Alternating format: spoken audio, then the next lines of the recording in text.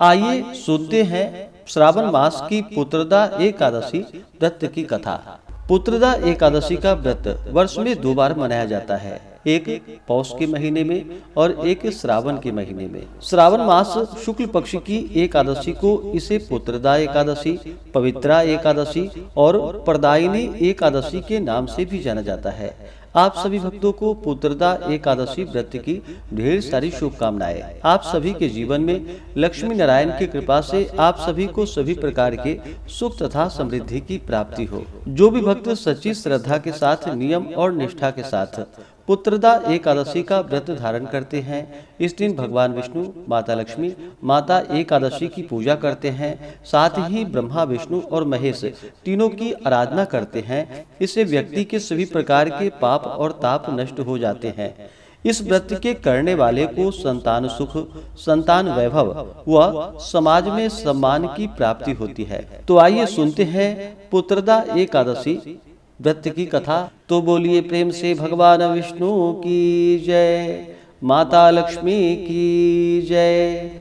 कथा के अनुसार एक बार युधिष्ठिर ने भगवान श्री कृष्ण से कहा कि हे केशव, श्रावण मास के शुक्ल पक्ष की एकादशी का क्या नाम है और इसका क्या महात्म्य है, आप कृपा कर हमसे कहिए।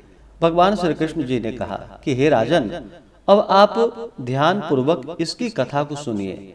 द्वापर युग में राजा महिजीत, जो कि महिष्मती नगरी में राज्य करता था, परंतु पुत्र न होने के कारण वह अत्यंत ही दुखित रहता था और पुत्र प्राप्ति के लिए अनेक प्रकार के प्रयत्नों को करता था। अनेक प्रकार की चेष्टा करने पर भी उसको आनंद देने वाला पुत्र रत्न की प्राप्ति नहीं हुई। तो राजा ने अपनी वृद्धावस्था को देखकर एक दिन अपनी सभा में अत्यंत ही चिंतित होकर प्रजागणों को संबोधित करके कहा कि हे प्रजागणों, मैंने इस जन्म में जहाँ तक ध्यान मुझे आता है, मैंने कभी कोई पाप कार्य नहीं किया और न प्रजा के अत्याचार पूर्ण धन को लेकर अपने अर्थ कोश में संचित किया है, न किसी की धरोहर का हरण किया है, बल्कि अपनी प्रजा का पालन पुत्र के सदृश मैं करता हूँ। धर्म कार्य के द्वारा पृथ्वी को भी अपने वश में कर रखा है। अत्यंत दुष्ट कार्य करने वाले को दंडित किया है और शिष्ट शत्रुओं के साथ भी मैंने उत्तम से उत्तम व्यवहार किया है। परंतु न मालूम किस अज्ञात कारण के विषय से मुझे पुत्र रत्न की प्राप्ति नहीं हुई है। इस पर आप लोग ध्यान पूर्वक विचार कीजिए। इस प्रकार राजा के आर्त वचनों को सुनकर वहां के प्रजागण और पुरोहित आपस में सम्मति करके राजा के कल्याण के निमित्त वन में गए और मुनियों के आश्रमों को ढूंढते हुए इधर उधर वन में भ्रमण करने लगे। उसी वन में उन्होंने अत्यंत ही घोर तपस्या करते हुए निराहार जीतात्मा जीत क्रोध महात्मन लोमश मुनि का दर्शन किया, जो कि सर्वधर्म तत्ववेत्ता एवं सर्वशास्त्र पारंगत दीर्घायु थे, जिनके की कल्प के अंत में केवल लोम ही गिरते थे। इसी कारण से उनका नाम लोमश पड़ गया। इस प्रकार उन त्रिकालज्ञ महात्मा लोमश को देखकर सब लोग अत्यंत ही हर्षित होकर निकट जाकर यथोचित रूप से उन्हें प्रणाम करके उनके पास सभी स्थित हो गए। लोमश मुनि ने सब लोगों को देखकर यह प्रश्न किया कि तुम लोग यहाँ पर किस कारण से आए हो और यहाँ पर क्यों स्थित हुए हो। तब सब लोगों ने कहा कि हे महाराज, हम सब लोग अपने कष्ट से निवृत्त होने के लिए आपके शुभ स्थान पर आए हैं। वह कष्ट यह है कि हमारा महिजीत नामक राजा अत्यंत ही धर्मात्मा है, परंतु वह पुत्रहीन है।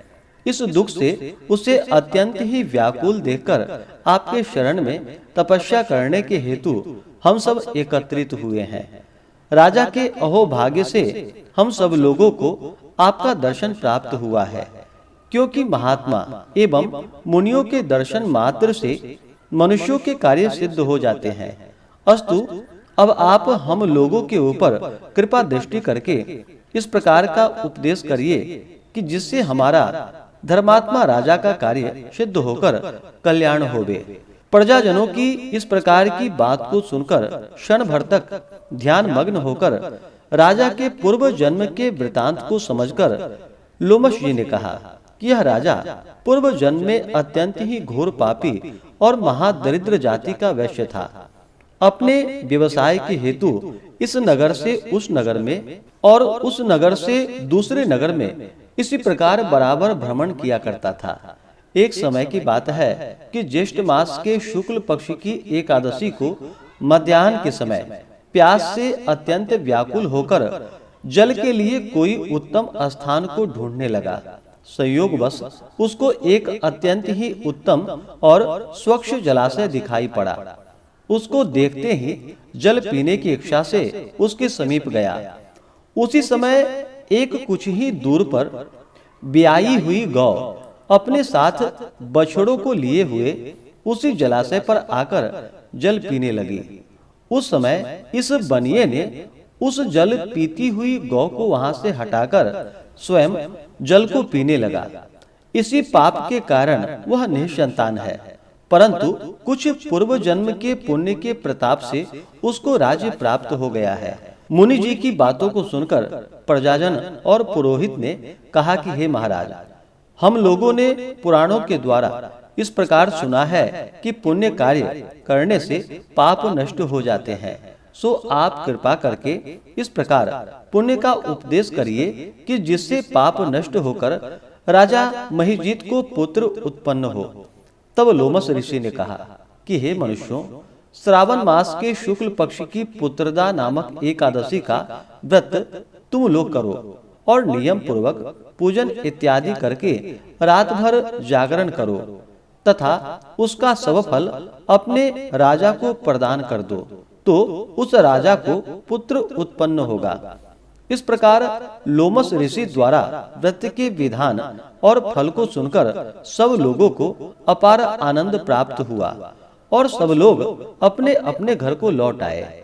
श्रावण मास जब आया तब सब लोगों ने लोमस ऋषि के आज्ञानुसार राजा सहित भक्ति और विधान पूर्वक एकादशी का व्रत किया और दूसरे दिन अपना अपना फल उन सब लोगों ने राजा को प्रदान कर दिया। उस फल के प्रभाव से राजा की रानी ने गर्भ धारण कर समय आने पर पुत्र रत्न को प्राप्त किया।